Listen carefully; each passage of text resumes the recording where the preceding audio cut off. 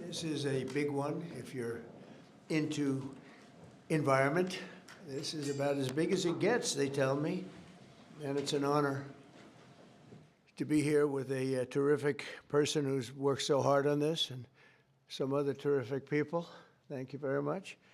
But I'm pleased to be joined today by EPA Administrator Lee Zeldin, who you all know, and to announce the single largest deregulatory action in American history. That's a big statement in American history, and I think we can add the words by far. Under the process just completed by the EPA, we are officially terminating the so-called endangerment finding, a disastrous Obama-era policy that severely damaged the American auto industry and massively drove up prices for American consumers. Prices went up incredibly for a worse product. This action will eliminate over $1.3 trillion of regulatory costs and help bring car prices tumbling down dramatically. You're going to get a better car. You're going to get a car that starts easier, a car that works better for a lot less money. In 2009, Barack Hussein Obama, his EPA designated fossil fuels such as oil, gas, and other things that actually make factories rock and roll and other things drive very nicely as a threat to health and human welfare, known as the endangerment finding. This determination had no basis, in fact, had none whatsoever, and it had no basis in law. On the contrary, over the generations, fossil fuels have saved millions of lives and lifted billions of people out of poverty and all over the world. And you see it with the blackouts all over where they don't use it, where they went to wind, intermittent wind, which is weak and ineffective and very, very costly, most costly energy there is. And people are dying because there was no air conditioning or there was no heating. Lots of other things, bad things happened. And yet this radical rule became the legal foundation for the Green New Scam, one of the greatest scams in history, probably as great, maybe even greater than Russia hoax, etc., which the Obama and Biden administration used to destroy countless jobs. And the jobs have been just decimated. Although they're all coming back because of tariffs, they're all coming back into our country at levels we've never seen before. But it raised prices and caused immense harm to the U.S. auto industry. We thought irreparable, but we've got them back. We're coming back now.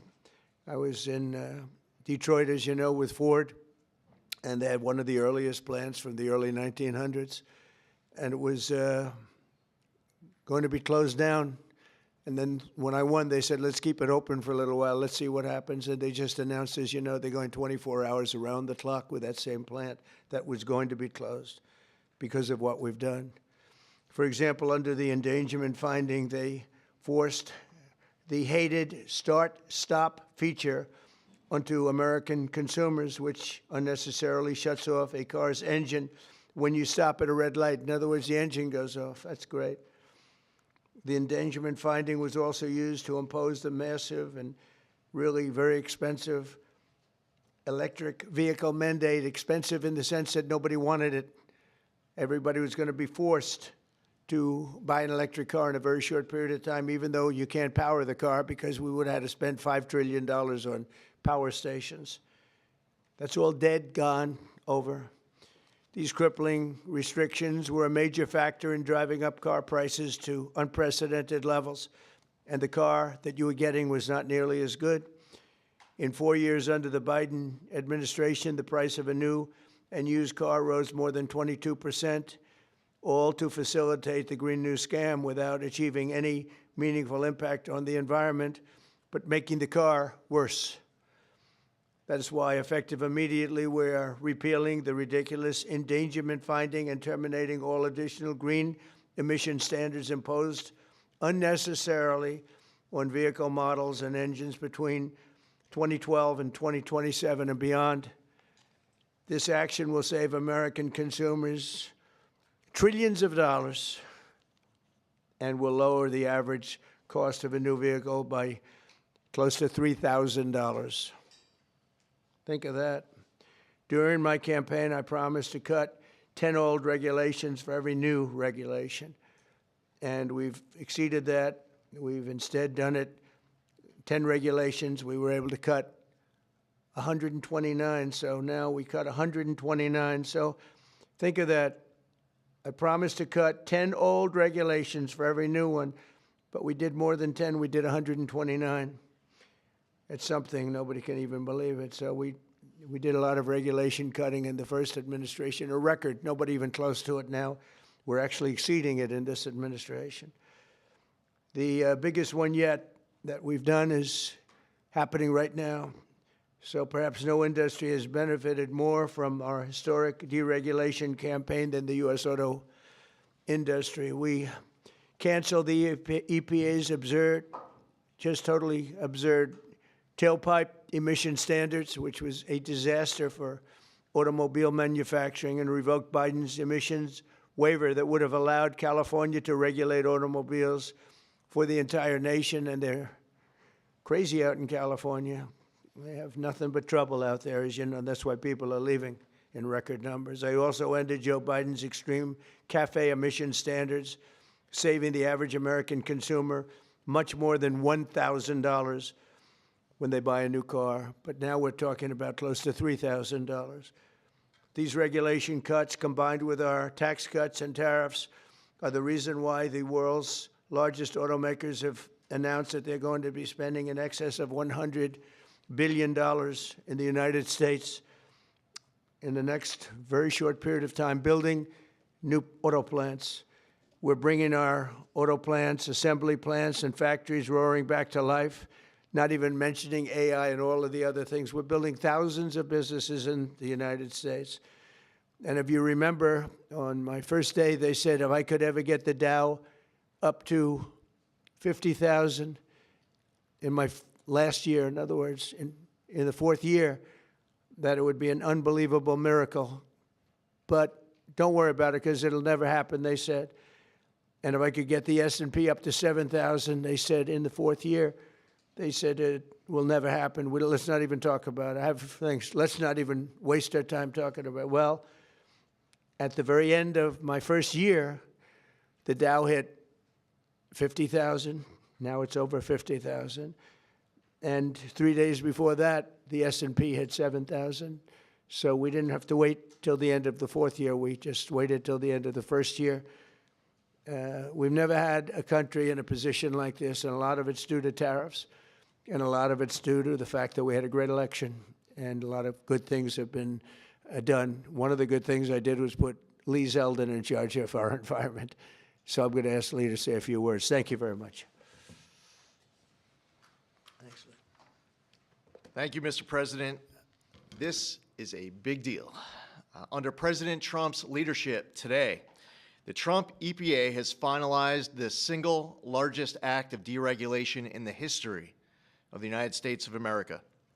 Referred to by some as the holy grail of federal regulatory overreach, the 2009 Obama EPA endangerment finding is now eliminated. This action will save American taxpayers over $1.3 trillion. What that means is lower prices, more choices, and an end of heavy-handed climate policies. With today's announcement, American families will save over $2,400 for a new vehicle. 16 years ago, an ideological crusade within the Obama administration set off the most costly regulatory power grab our country has ever experienced. The 2009 Obama EPA endangerment finding led to trillions of dollars in regulations that strangled entire sectors of the United States economy, including the American auto industry. It claimed new powers over the vehicles we drive, even though the best reading of the Clean Air Act clearly states otherwise. The Obama and Biden administrations used it to steamroll into existence a left-wing wish list of costly climate policies, electric vehicle mandates, and other requirements that assaulted consumer choice and affordability. And who paid the biggest price?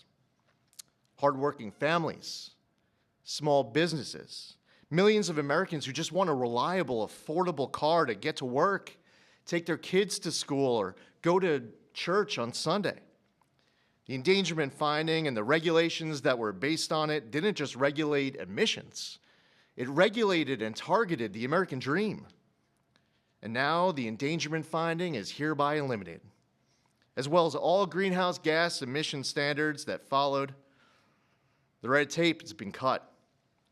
Manufacturers will no longer be burdened by measuring, compiling, or reporting greenhouse gas emissions for vehicles and engines. And the forced transition to electric vehicles is eliminated. No longer will automakers be pressured to shift their fleets towards electric vehicles, vehicles that are still sitting unsold on dealer lots all across America. And as a cherry on top, we are ending the federal government's push to get manufacturers to install that Obama switch, the almost universally despised start-stop feature. There will be no more climate participation trophies awarded to manufacturers for making Americans' cars die at every red light and stop sign. It's over, done, finished. Under President Trump's leadership, vehicle manufacturers can once again build what Americans want, not what politicians and bureaucrats in Washington demand. President Trump campaigned on reviving the auto industry, and he continues to deliver win after win after win, ending electric vehicle mandates, getting rid of the Biden Cafe standards with Secretary of Transportation Sean Duffy, and securing massive new U.S. manufacturing investments and all of the jobs that come with it. Affordable cars mean opportunity. That means jobs, healthcare, education, and mobility, especially for working families and rural Americans who rely on their vehicles every single day. And this isn't just about making the American economy boom. It's also about restoring the rule of law, a fundamental principle of our great republic. For years, unelected bureaucrats twisted the Clean Air Act into something it was never meant to be. The Obama administration twisted itself into some kind of mental pretzel to invoke authority it didn't have and to sidestep Congress.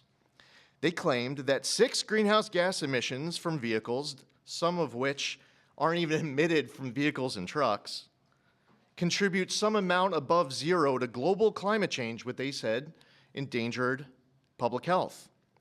But their wild web of mental leaps isn't prescribed in federal statute. The Obama EPA's House of Cards upended the best reading of the Clean Air Act, as well as 50 years of EPA precedent on what constitutes regulable air pollution. In the 16 years that intervened, the Supreme Court has established clear precedent in Loper Bright Enterprises and West Virginia versus EPA.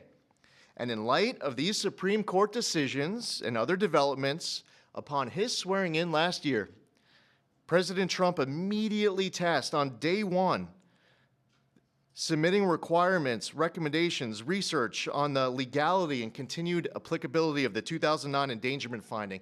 And at Trump's speed, he wanted that research and recommendation turned around instantly.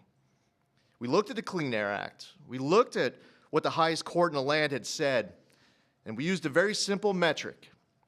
If Congress didn't authorize it, EPA shouldn't be doing it.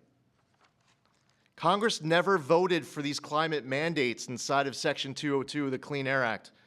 If Congress wants EPA to regulate the heck out of greenhouse gases emitted from motor vehicles, then Congress can clearly make that the law, which they haven't done for good reason. Today, we dismantle the tactics and legal gymnastics used by the Obama and Biden administrations to backdoor their ideological agendas on the American people.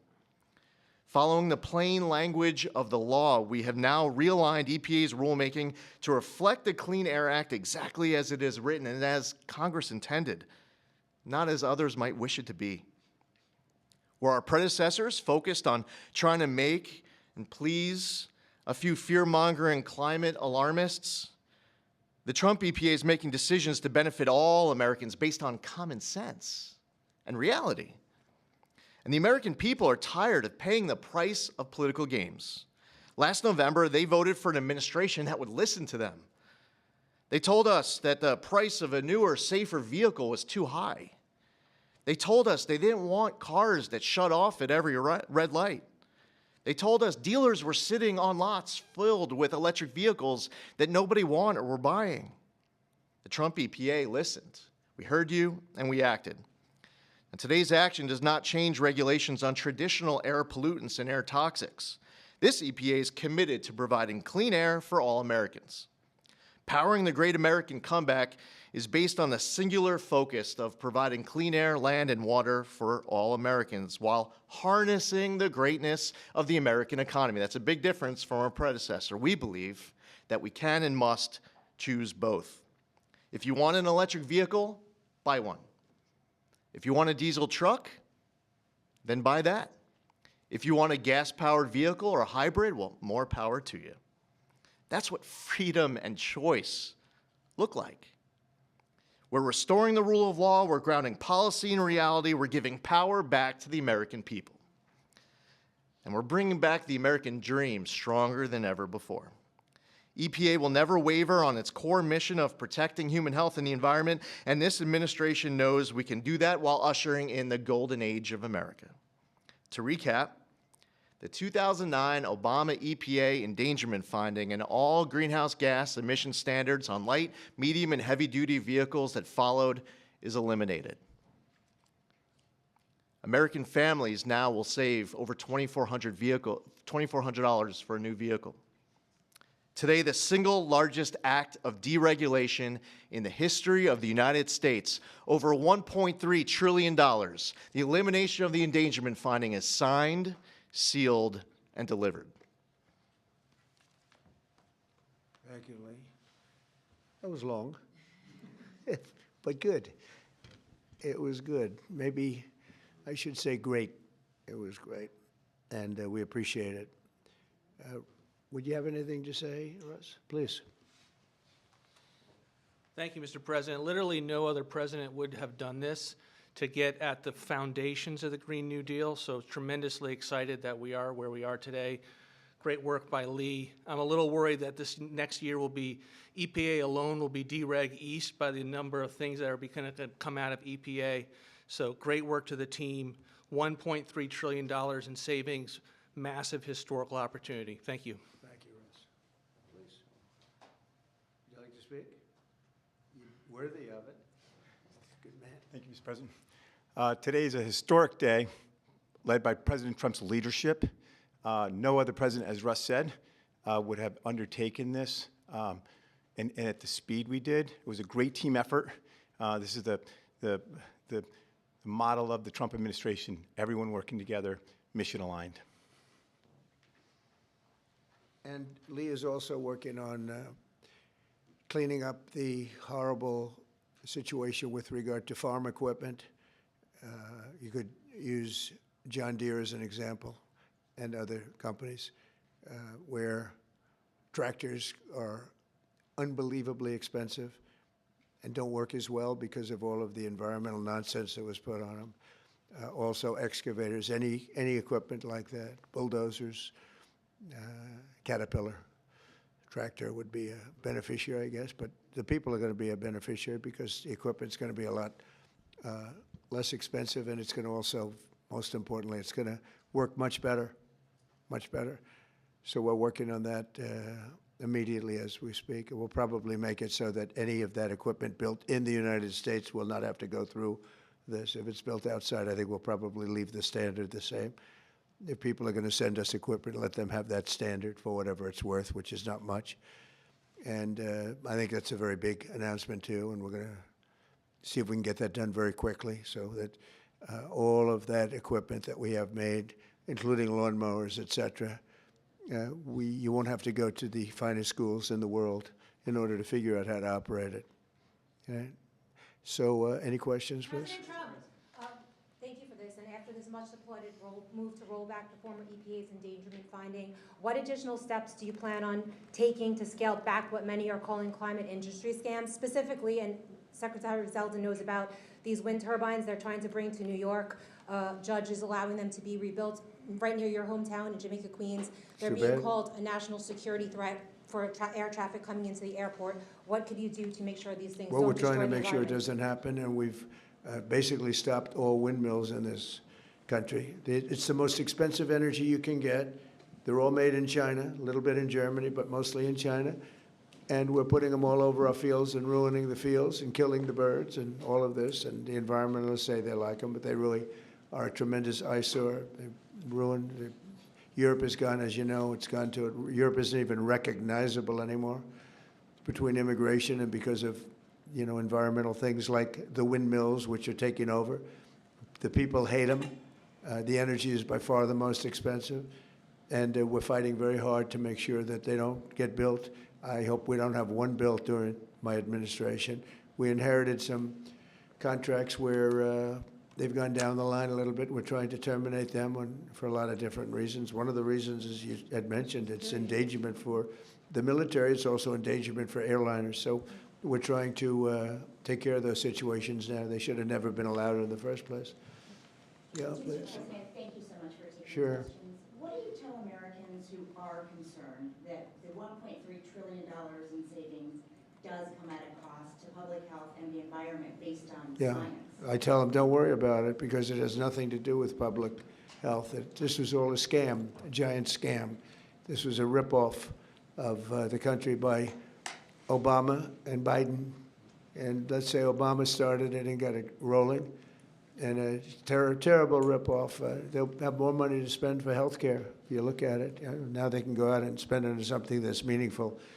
And nobody's doing more for health care than the Republican Party. And that starts with the fact that prescription drugs are going to be coming down at numbers that nobody's ever seen before. They're falling. We were paying the highest prices in the world by far, sometimes by 10 times more than other countries. Now we're going to be paying whatever the lowest price is anywhere in the world. We're going to be paying that. It's called favored nations, most favored nations. And I think it's the biggest thing to happen in this world, the world of medicine, prescription drugs, ever. There's never been anything like it. If like in my third year, first term, I actually got prices down 1/4 or 1/8%, and I was so proud of myself because they were like that for years and years. And since under Biden, they went up very, very substantially. And now they're coming down by, depending on, you could say 500, 600, 700%, depending on the way you want to, or you could say 80%.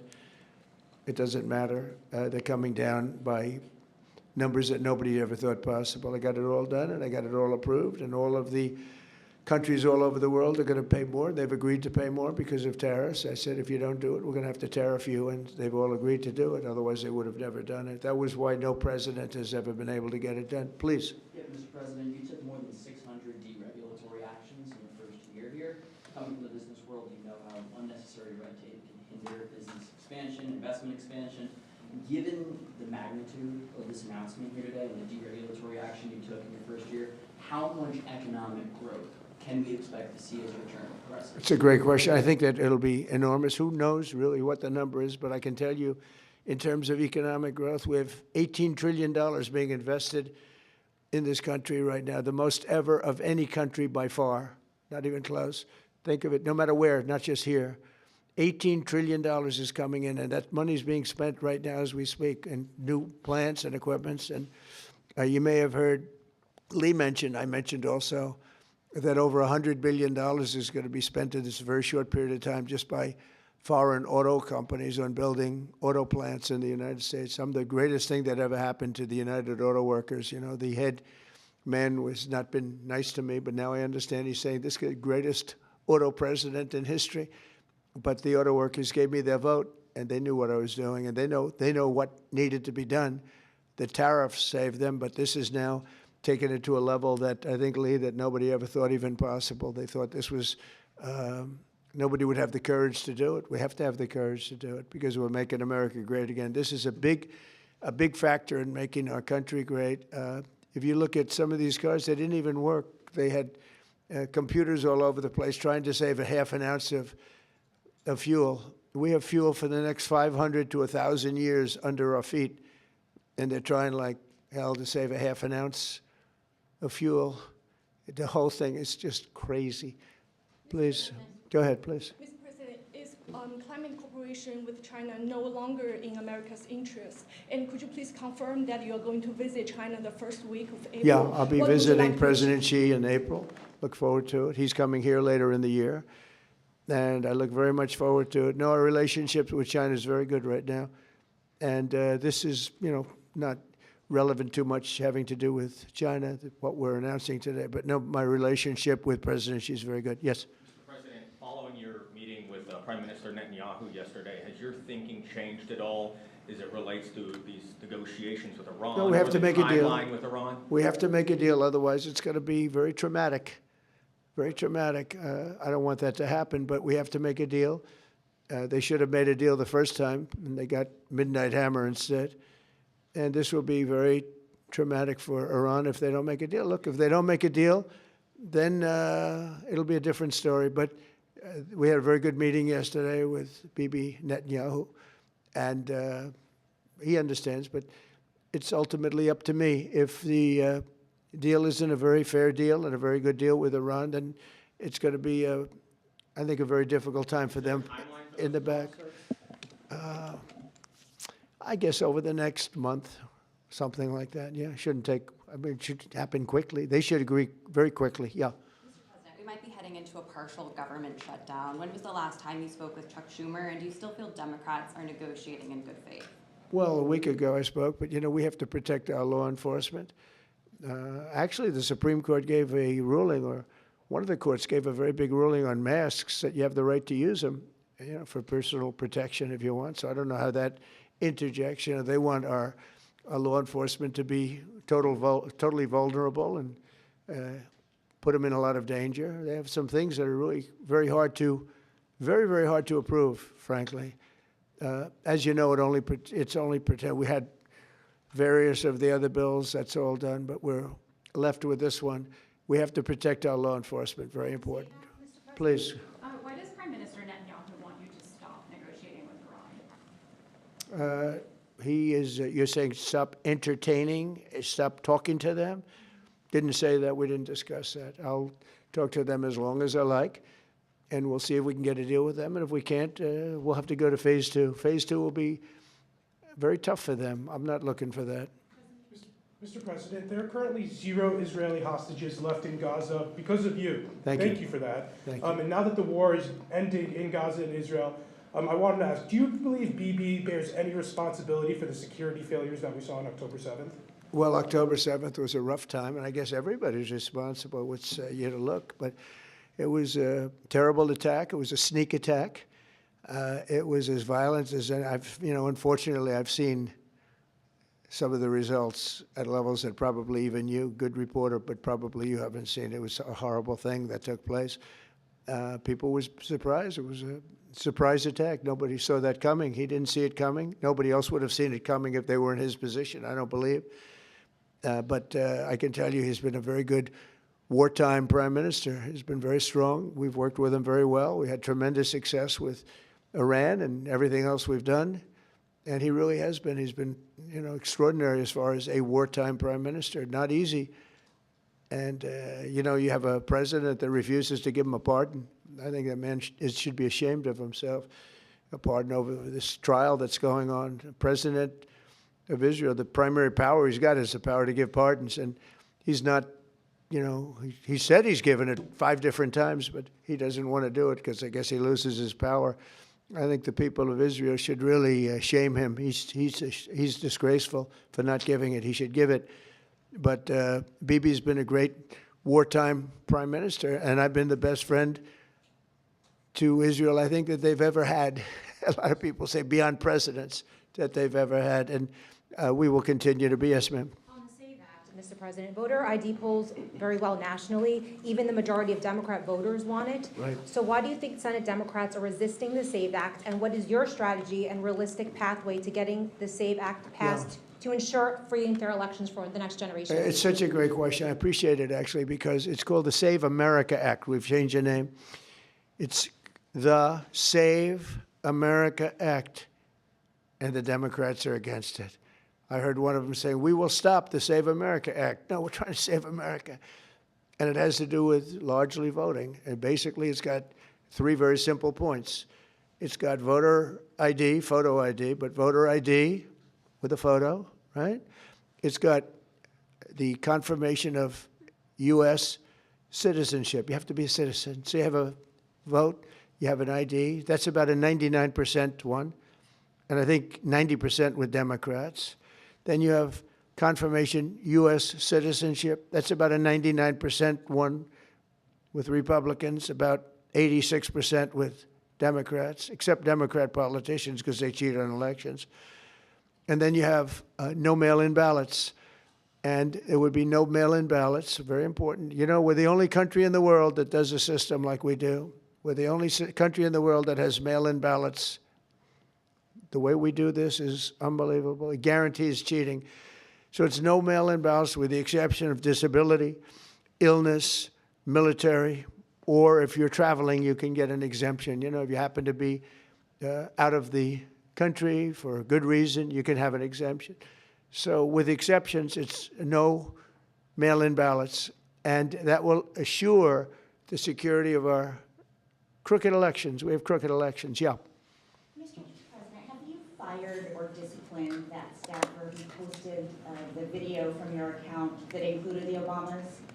No, I haven't. That was a video on, as you know, voter fraud, and fairly long video, and they had a little piece and had to do with the Lion King. It's been very well, it's been shown all over the place long before that was posted.